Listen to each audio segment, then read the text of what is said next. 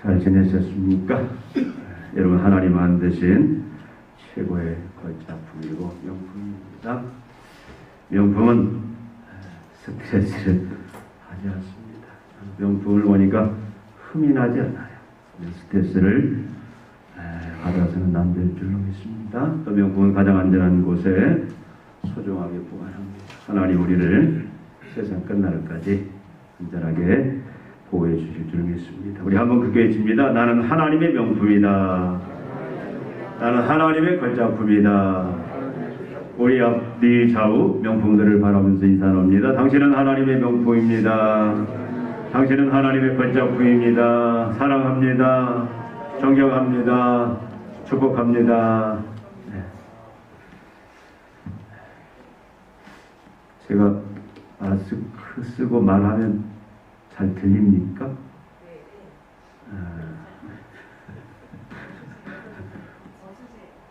벗어요? 뭘 벗어요?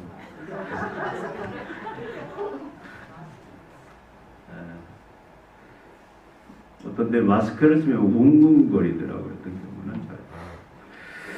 경우는 우리가 매년 5월을 가정의 달로 지킵니다. 교회뿐만 아니라 온 국가가 모든 사람이 가정의 달로 지키는데 우리도 이 가정의 달을 맞이해서 과연 가정이라는 게 뭐냐, 결혼이라는 게 뭐냐에 대해서 한번 생각해 보려고 합니다. 요즘 유행인 것 같아요. 많은 젊은이들이 결혼을 회피하고 있는 것 같습니다. 물론 예외는 있죠. 우리 그리스도인들 중에서 하고 싶어도 원하는 그 믿음의 짝을 찾기 힘들어서 못하고 있는 경우도 있습니다. 근데 많은 경우 불신자들 같은 경우를 보면은 특별히 안정된 직업을 가진 사람들은 결혼의 필요성을 못 느끼는 것 같아요. 결혼하면 스트레스 받고 얽매인다고 하는지 그냥 반석 안 받고 편안하게 살고자 하는 그런 생각으로 결혼들을 회피하고 있는 것 같습니다. 또 결혼 안 하고 그냥 엔조이하고 즐기면서 자기 편안한 대로 살고자 하는 그런 생각들이 갈수록 많아지는 것 같아요. 결혼을 한다고 해도 또 많은 경우가 쉽게 이 결혼이 깨지는 것들을 우리가 봅니다. 그럴 수밖에 없어요.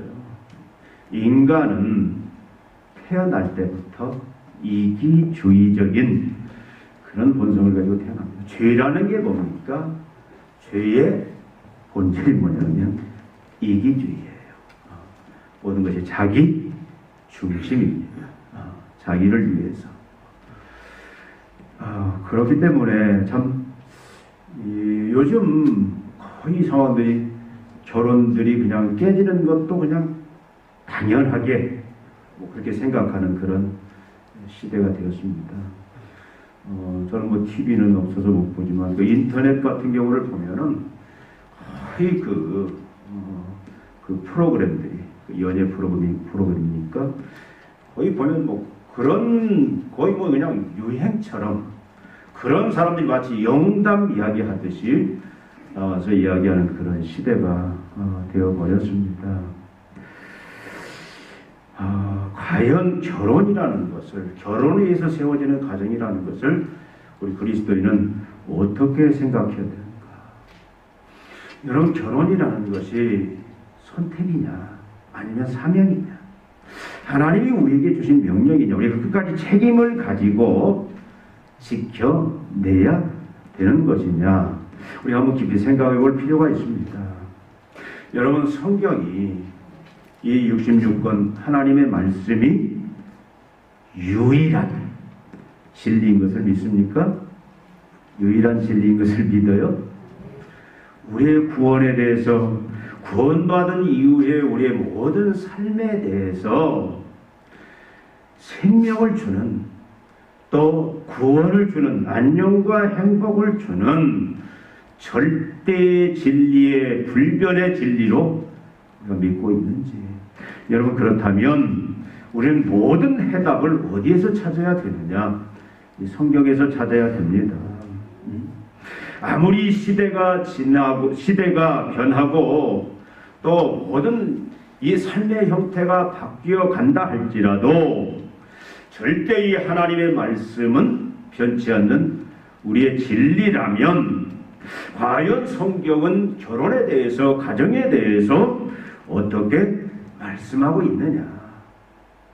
하나님은 우리에게 어떻게 말씀하고 명령하고 있느냐? 이 부분에 우리는 귀를 기울여야 됩니다. 여러분, 우리 자녀들 언젠가는 결혼하겠죠? 결혼 정년기. 우리 지원이, 성민이는 이제 결혼 정년기입니다.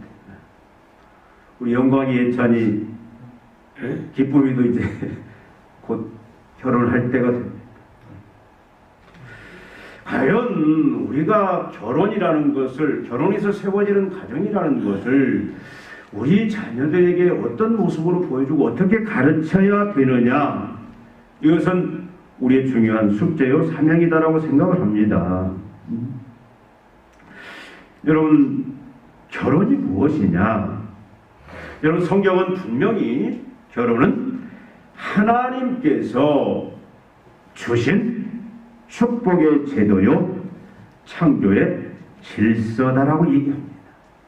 하나님이 우주 만물을 만드신 그 창조 계획을 이루어가시는 수단, 방법이다라고 얘기를 하는 거예요.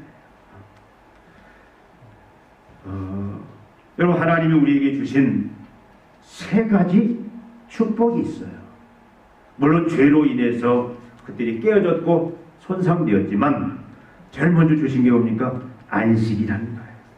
하나님이 6일 동안 창조하시고 7일째에 완성된 그 창조를 바라보면서 더 이상 손댈 것 없는 완벽한 창조, 보시기에 심히 좋은 창조를 바라보면서 그것을 즐기고 기념하는, 그래서 우리도 이제는 참으로 심히 좋은 상태에 머무는, 그걸 기념하고 누리는 그런 축복을 주셨던 거예요. 물론 이것이 죄로 인해서 깨어졌고 예수 그리스도의 계속의 십자가의 죽음을 통해서 다시 회복이 되었어요. 물론 이제 예수님이 오시는 새하늘과 새 땅에서 완벽하게 이루어지지만 우리는 이제 그 안식을 누리면서 살아가는 그런 복된 자들입니다. 또 하나가 뭡니까? 이 결혼제도예요. 결혼은 분명히 하나님이 우리에게 축복으로 주신 제도입니다. 또 하나는 뭐냐면 일이라는 거예요. 노동이라는 거예요. 타락 이후에 이제 노동이라는 것이, 일이라는 것이 우리의 생계수단을 위해서 땀 흘려야 먹고 사는, 어떻게 보면은 하나의 이 죄로 말미암아 온 저주 같지만, 또 우리가 지고 가야 될, 이제는 땀 흘려야 먹고 사는 그런 그 숙명에 처해 있지만, 원래 일 노동이라는 것은 뭐냐면 하나님이 주신 축복이에요. 하나님이 창조하신 그 창조를 완성해 가는 하나님이 주신 그런 축복의 도구입니다.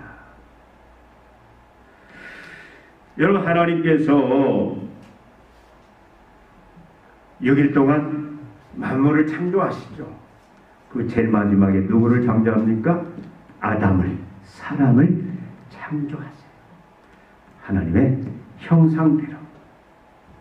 그리고 어떻게 합니까?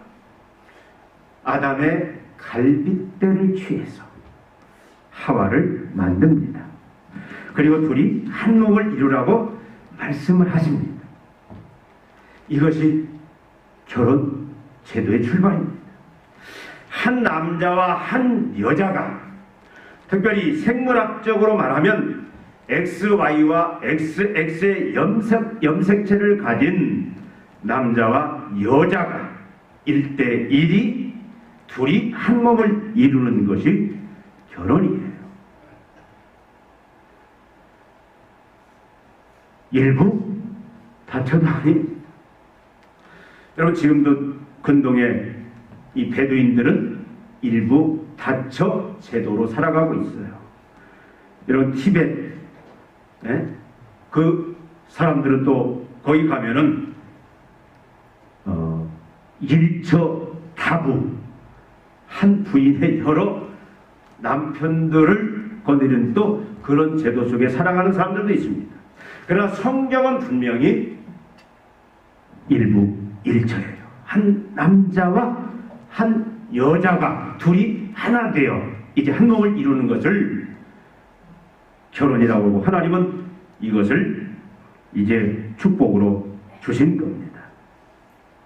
그렇다면 하나님이 아담과 하와, 한 남자와 한 여자, XY 염색체와 XX 염색체를 가진 한 남자와 한 여자를 이제 서로 둘이 하나 되는 그 결혼 제도를 만드신 목적이 뭐냐라는 거예요.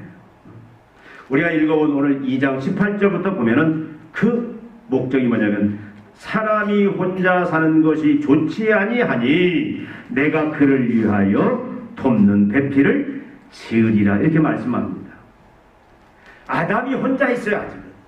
근데 하나님께서 하와를 만드시기 전에 뭐라고 말씀하시냐면, 아담 혼자 독차하는 것이 좋지 못하다. 내가 그래서 아담을 위하여 돕는 배필을 지으리라.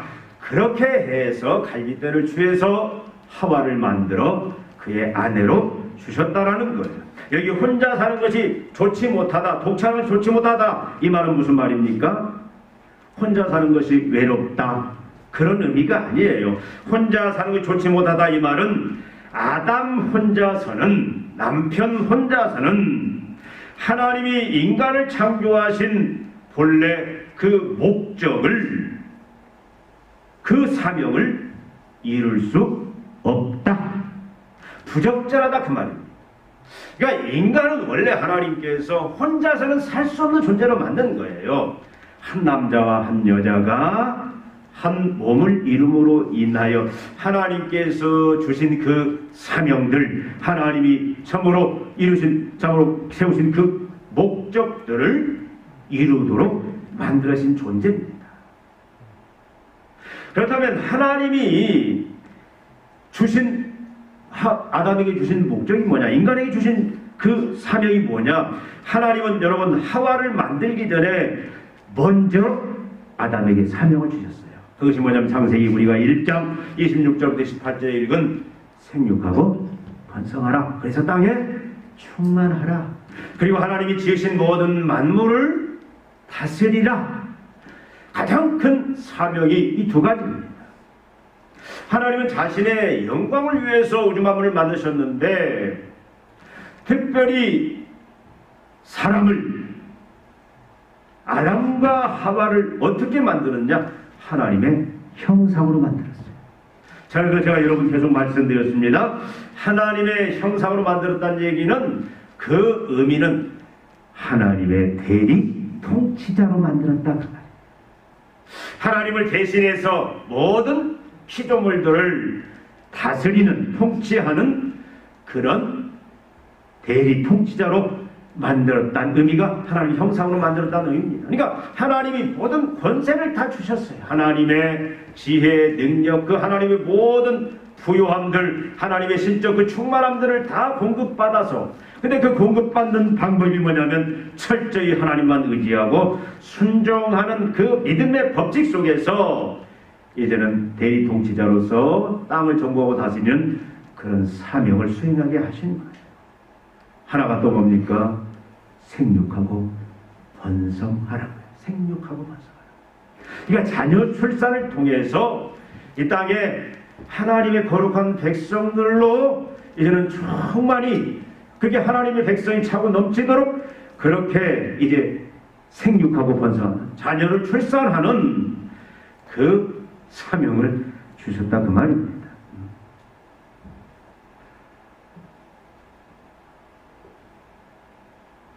그러니까 생육하고 번성하는 이 사명을 아담 혼자서는 감당할 수가 없잖아요. 그래서 남자를 XY 염색체, 여자를 XX 염색체를 갖게 해서 이제는 결혼을 통해서 자녀를 출산하는 그것이 하나님이 세우신 창조 질서입니다. 시대가 자꾸 바뀌어가요. 여러분, 성이라는 것은 하나님께서 특별히 생육하고 번성하라라는 그 수단으로 도구로 주신 축복의 그런 도구예요. 한 남자와 한 여자 결혼을 통해서 참으로 이루어지지 아니하는 그 모든 성은 하나님 앞에 다 죄악이다라는 겁니다. 그래서 결혼의 목적은 뭐냐? 생육하고 번성하는. 여러분, 몇을 낳아야 됩니까? 무작정. 그래서 한때는 산하 제한 없이 그냥 무조건 낳아야 된다, 그런 신학을 펼친 사람도 있어요. 어떻든 하나님은 거룩한 하나님의 백성들을 이제는 결혼이라는 제도를 통해서 계속 번성, 땅에 충만하도록 만들어가는 그 목적을 위해서 결혼 제도라는 가정이라는 것을 하나님이 세우셨습니다. 또 하나는 뭡니까? 땅을 정복하고 다스리는. 이것을 우리가 보통 문화적인 사명이라고 해요. 각자 주신 은사가 있습니다. 어떤 사람들은 참으로 정치를 잘할 수 있는 그런 은사, 어떤 사람은 경영을 잘할 수 있는, 어떤 사람은 또 잘 가르치는, 어떤 사람은 음악에, 어떤 사람은 또 체육에, 나름대로 각자 많은 하나님이 다양한 재능을 주셨어요. 근데 타락 이후에는 어차피 이제는 먹고 사는 문제 때문에 그것이 이제는 일로서 생계 수단을 끌어가야 되는 그런 구조 속에 갇혀 있지만, 근본적으로 하나님은 인간들을 통해서 각자 재능들, 은사들을 통해서 참으로 문화적인 사명을 감당케 하신 거예요. 그래서 예수 믿고 하나님의 자녀된 자들은 각자 이제는 우리가 그 직업이라는 걸 통해서 하나님의 그 영광, 그래서 땅을 정복하고 다스리는, 정치하는 사람들은 정치, 경제하는 사람은 경제, 음악하는 사람은 음악하는 사람, 체육하는 사람은 체육하는 사람, 또 교육하는 사람은 교육하는 사람, 각자 나름대로 그 하는 일들을 통해서 하나님의 통치를, 하나님의 뜻을, 그래서 우리가 주기도문에서 기도하는 것처럼 하나님의 뜻이 하늘에서 이루어진 것처럼 땅에 이루어지는, 세상 곳곳에 하나님의 자녀가 가면 하나님의 뜻이, 하나님의 거룩한 법칙들이 공의로, 또 질서로, 사랑으로, 또 인간 인격 존중으로 여러 다양한 그 모습으로 나타나서, 그래서 이것이 땅을 정복하고 다스리는 그런 사명. 나아가서 하나님이 주신 자연들을 잘 관리해야 해요. 여러분, 인간들이 땅을 정복하고 다스리는 이 일을 인간의 욕심을 위해서 얼마나 파괴했는지도 몰라요. 자연도 잘 관리해야 됩니다. 지금은 자연이 다 인간들의 이기주의에 의해서 다 손상이 되었잖아요. 오존층이 파괴되고. 그래서 이제는 어떻게 합니까? 자외선 걱정해야죠. 또 나아가서 X선, 감마선, 여러 많은, 이제는 이 하나님 창조한 세계가 인간이 잘못 관리함으로 인해서 언제 어떻게 이제 인간을 파멸로, 죽음으로 몰아넣을지 모르는 그런 상황까지 와버렸습니다. 그러니까 하나님이 참으로 한 남자와 한 여자를 둘이 하나 되어 가정을 이루고 이 결혼제도를 통해서 하나님이 세우신, 원래 가지고 계신 목적이 뭐냐면 잊혀지면 생육하고 번성하는, 나가서 땅을 정복하고 다스리는 그 사명을 해주셨습니다. 그런데 주체는 누구냐면 남편이에요. 아내 머리로 남자를 줬는데, 그러나 아내가 남편보다 인격적으로 부족하냐? 아니에요. 서로 본인은 책임은 다르지만 어떻게 인격적으로 동등한 조력자다. 각자의 역할이 다른 동등한 헬퍼, 돕는 자로서 하나님께서 허락하셨다는 겁니다. 여러분, 웨스트민스터 신앙고백서 우리가 이제 믿고 있는 웨스트민스터 신앙국에서 24장 2조에도 보면은 결혼 목적을 이렇게 이야기하고 있습니다.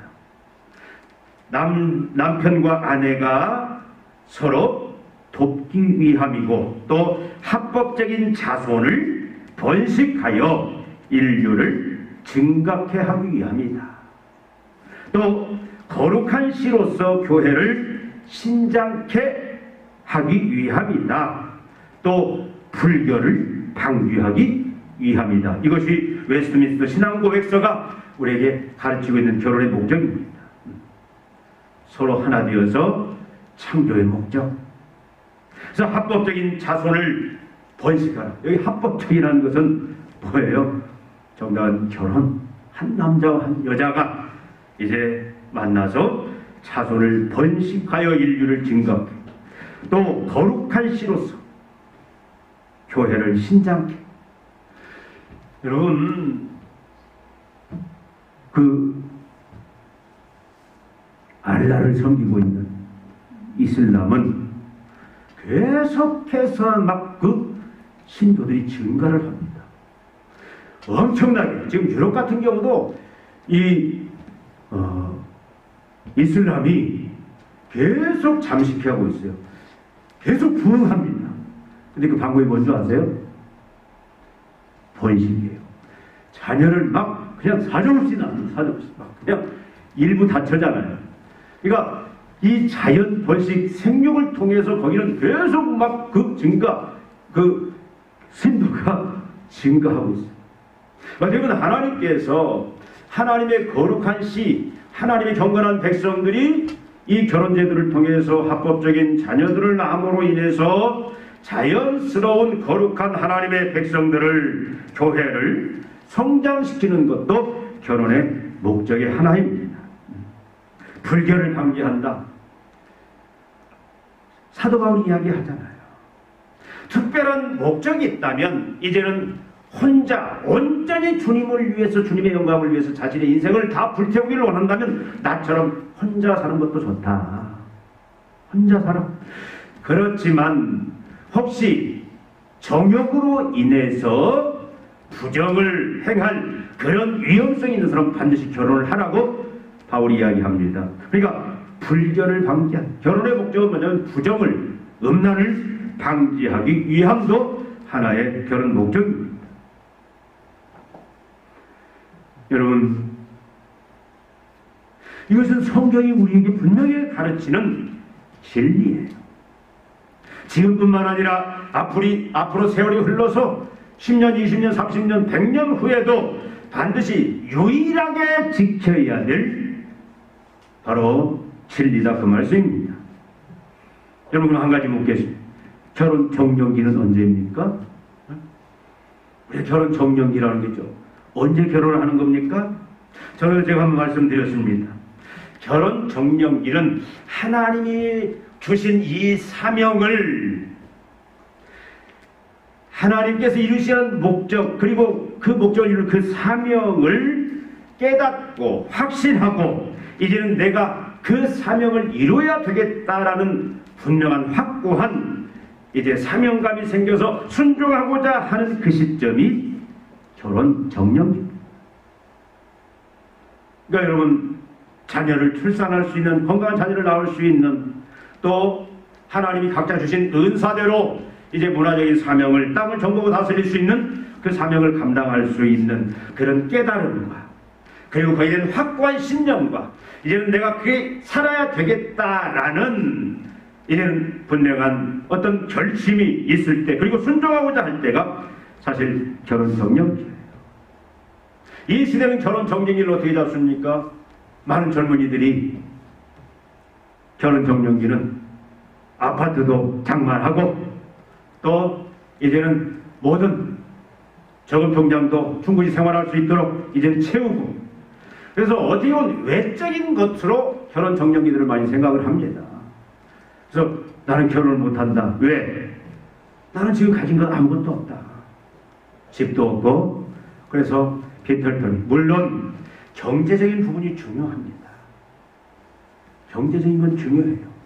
그래서 일정한 직업을 가져야 되는데 그러나 중요한 것이 뭐냐? 가장 중요한 것이 뭐냐면 하나님께서 왜 결혼이라는 것을, 가정이라는 것을 이 땅에 하나님 축복으로 허락하셨고, 그리고 그 가정을 통해서 이루어가시려고 하는 게 뭐냐? 거기에 대한 깨달음과 확고한 그 사명감이 자신 안에 분명히 확고하게 세워지고, 얘는 그렇게 살고자 하는 그런 확고한 결심이, 또 순종하고자 하는 그런 믿음이 있을 때가 결혼 정욕이다, 그 말씀입니다.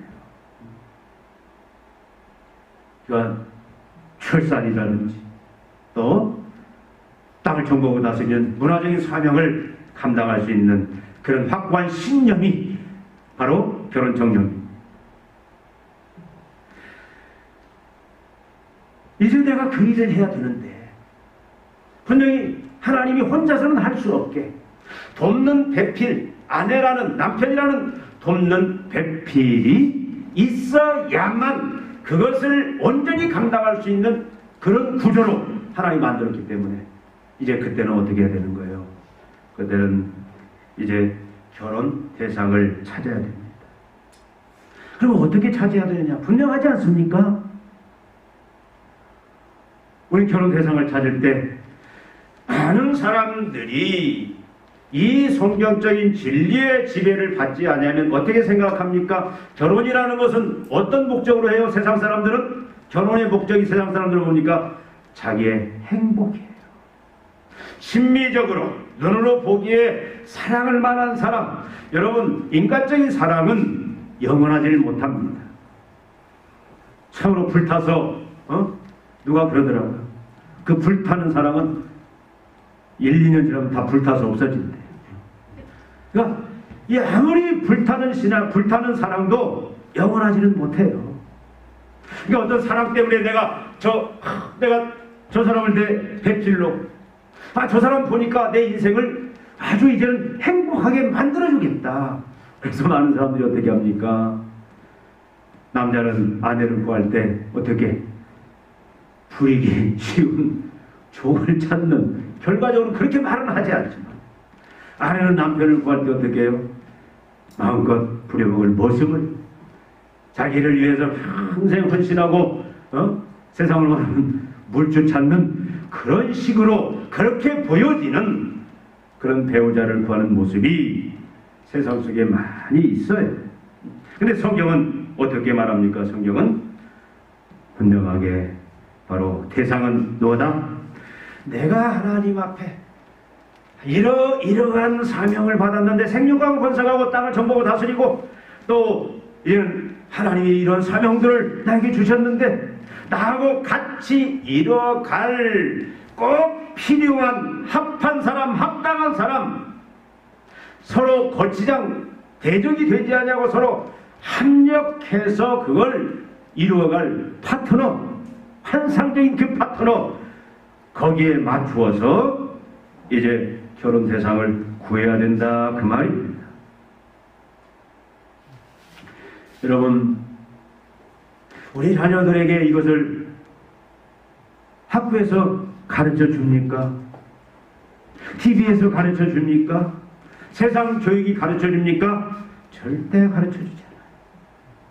세상 교육은, 여러분, 또 세상의 많은 미디어 매체들은 다 어떻게 성경과 정반대로 그것을 조장하고 그것을 가르쳐 간다, 이 말이죠.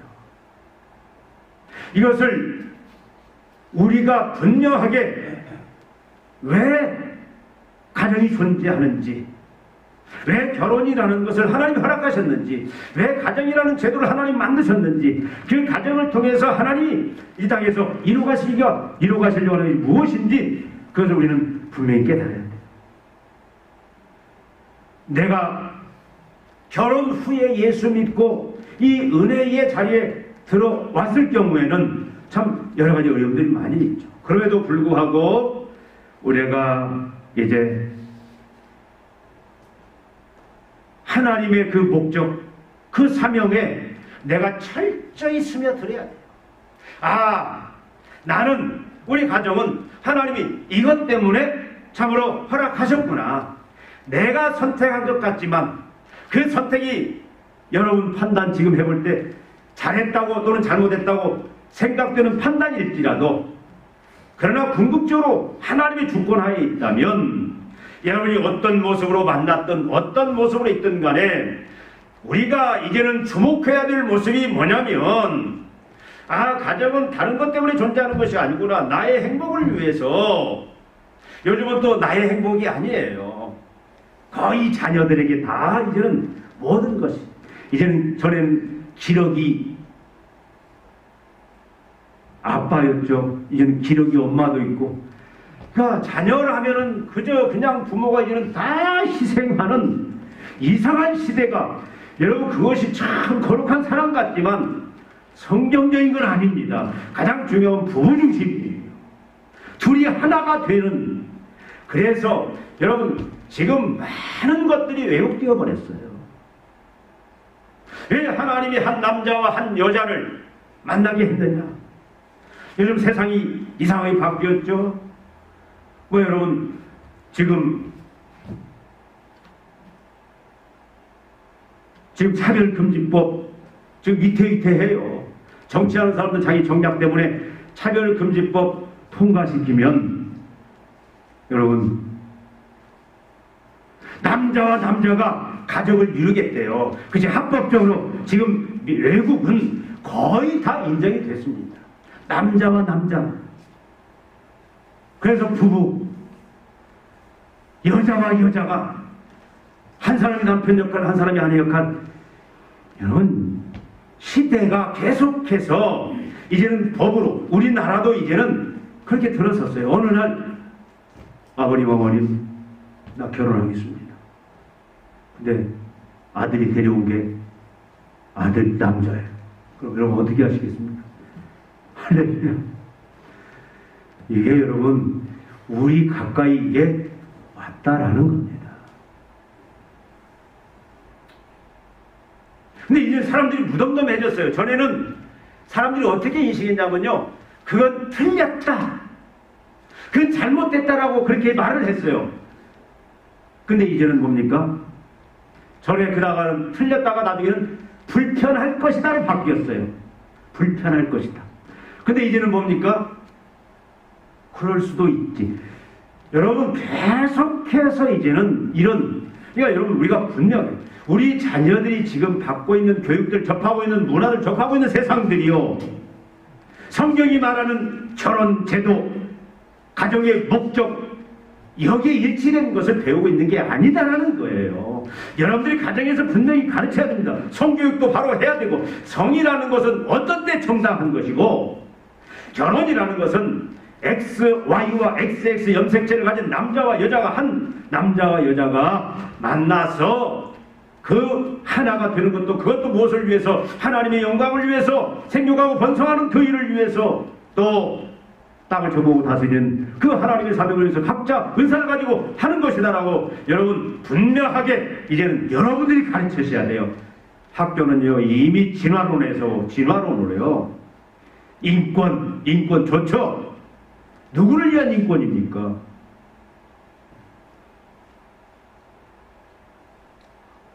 여러분 이 깨어 있어야 돼요. 우리 자녀들 이거 분명히 가르쳐야 됩니다. 여러분들이 그러기 위해서는 결혼이라는 것이, 가정이라는 것이 왜 필요한지, 그리고 이제는 그 결혼의 목적에 맞게 여러분 부부가 이제는 그것을 일치하고 잡고, 이제는 하나님 말씀을 통해서 뭐가 어떤 것이 자꾸 바뀌어가고 변화되어 가고 세워져 가야 되고, 그리고 우리 자녀들에게는 가르쳐야 됩니다.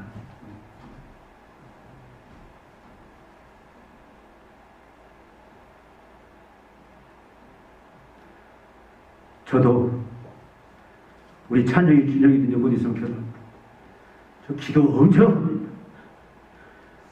하나님의 진짜 기뻐하시는, 하나님의 영광을 드리시는, 하나님이 인정하시는, 그래서 하나님이 마음껏 하나님의 영광을 위하여 그 세우신 목적대로 마음껏 쓰실 수 있는 그런 가정을 세울 수 있게 해달라고.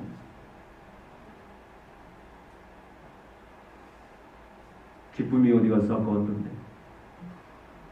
기쁨이 영광이 괜찮니? 결혼이 뭔지 똑바로 알고 가야 돼. 왜 결혼하는 건지. 성민이 지원이는 언제 하나? 명실에서 들어. 요즘은요, 결혼이 여러분, 결혼이라는 것은 예배입니다. 근데 지금은 결혼 예식이 자꾸 이상하게 바뀌어갔어요. 뭐 언제 한번 누가 이렇게 부탁을 하더라고요. 보고, 목사님 와서 기도만 해주세요. 그거 보니까 왜 그러냐 했더니 사회자만 세우고 그냥 아무것도 없어요.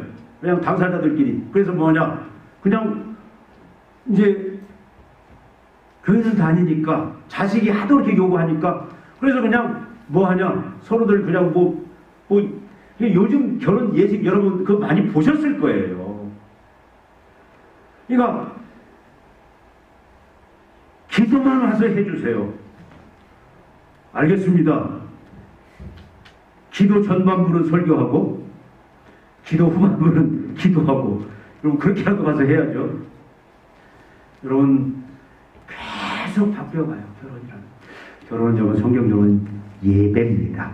예배. 하나님 존전 앞에서 하나님 보좌 앞에 나가서 둘이 한 몸이 하나님께서 둘을 하나로 묶어주시는데 그 은혜에 참여하는 예식입니다. 그래서 예배가 있어야 되고 분명히 하나님 앞에서 둘이 하나 되는 그런 거룩한 예식이 예배예요. 근데 세상이 자꾸 바뀌어갑니다. 우리도 자녀들이 요구할 때 어떻게 그것을 타협하고 어디까지 수용할지 여러분 지금 성도님들 많이 지금 고민하고 있습니다. 여러분, 결혼은 자기의 행복, 자기의 안녕을 위해서 하는 것 같지만 궁극적인 것은 하나님의 영광을 위해서 하는 것이고, 결혼이라는 것은 둘이 하나 되어 한 남자와 한 여자가 분명한 하나님의 목적, 하나님의 사명을 깨닫고 이제는 실현시키고자 할 때 혼자는 할 수 없으니까 그것이 하나님의 창조일성이기 때문에 둘이 하나 되어 하겠다라는 그런 분명한 확고한 신념이 생겨서 거기에 맞는 자들을 찾는 것이고, 그리고 이제는 남편이 주도권이 되어서 날마다 어떻게 합니까? 하나님의 계획이 무엇인지, 하나님의 뜻이 무엇인지 하나님 말씀을 통해서 계속 살피고, 그리고 그 말씀의 그 확신 속에서 그 말씀을 가지고 이끌어가야 됩니다. 아내는 그것이 참으로 하나님의 뜻이라면 뭐예요? 무조건 순종해. 물론 오늘 가정의 질서에 대해서는 이야기하지 않겠지만 여러분, 분명히 하나님이 가고자 하는 방향으로 하나님 목적대로 가고자 할 때 아내는 돕는 배필로서 설사 남편이 미숙하고 부족하다 할지라도 같이 순종하고 같이 협력해서 이뤄가야 되는 것이 질서다, 그 말씀이에요. 여러분, 자녀들에게 우리가 공부하라고 합니다. 열심히 공부해라. 왜요? 좋은 대학 가야지. 좋은 대학 가서 왜요? 좋은 직장 가져야지. 좋은 직장 가져서 뭐 하게요? 네가 원하는 사람하고 결혼해야지. 그렇게 해서 뭐요? 네가 돈 많이 벌고 대우받고 좋잖아. 돈 많이 벌면 뭐 해요? 행복하지? 어떻게? 네가 돈 많이 벌면 좋은 집 사고 좋은 차 사고 좋은 옷 입고 좋은 음식 먹고 네가 하고 싶은 거 다 하고 살지. 우리는 이렇게 자녀를 교육하는데 익숙해졌다 그 말이에요. 그렇게 하면 안 된다 그 말입니다. 이것이 하나님이 결혼을 세운 목적이고 하나님의 정으로 가정을 세운 목적이 이거기 때문에 너는 하나님의 영광을 위해서 이런 목적을 가지고 이런 사명을 가지고 네가 배우자를 구하고 서로 이제는 둘이 하나 되는 그 가정을 세워야 된다라고 우리는 가르쳐야 되고, 우리도 그런 목적에서 우리 자신들을 새롭게 나이가 많든 적든 새롭게 그 제도 안에서 서로 부부관계를 맞춰가고 그 목적을 향해서 달려나가는 것이 참으로 이 나라를 우리가 혼돈과 혼란 속에서 부질서 속에서 막을 수 있는 하나님이 계획하신 하나님의 영광을 위하여, 하나님 계획하신 하나님의 나라를 위하여 우리가 나아가는 하나님께 영광 돌리는 유일한 길임을 오늘 우리는 기억했으면 좋겠습니다. 바로 우리가 이제는 철저히 이제는 하나님만 의지하고 순종하고 철저히 성령님을 의지해서 성령이 이 일을 위해서 우리를 인도하시고 도와주십니다. 그래서 날마다 우리가 성령 충만하면서 우리가 이런 모습으로 이런 목적으로 나갈 뿐만 아니라 우리 자녀들을 우리가 친히 가르치고 우리가 그렇게 인도할 수 있는 그런 새롭게 출발하는 가정의 날이 되기를 주님의 이름으로 축원드립니다. 기도하시겠습니다. 하나님 아버지, 가정의 날을 맞이하여 하나님의 가정을 세우신 궁극적인 목적들을 저희들이 살펴봅니다. 아버지 하나님, 주께서 아담을 만드시고 이제는 아담에게 사명을 주시고 생육하고 번성과 또 땅을 정복하고 다스리는 그 사명을 주시고 이제 그것을 혼자서는 이룰 수 없기에 둘이 이루어야만 되기에 아담의 갈빗대를 취하여 하와를 만드시고 둘이 한 몸 되어 한 가정 이루게 하시고 그 사명들 이루게 하신 하나님의 그 창조 질서들을 저희도 오늘 살펴봅니다.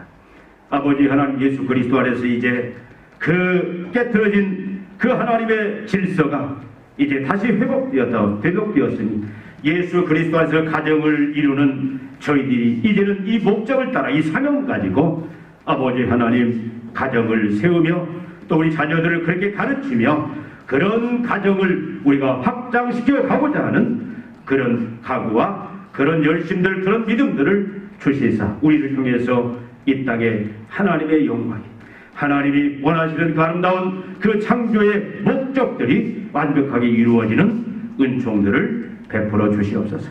이 믿음 속에서 우리 모든 성도들 하나님께서 책임져 주시는 심히 보시기에 좋았더라. 참으로 의와 평강과 희락에 참으로 하나님이 주시는 그 행복과 축복의 삶이 넘치는 그런 복된 삶을 살아가는 우리 성도들 다 되게 하여 주시옵소서. 예수님의 이름으로 기도하옵나이다. 아멘.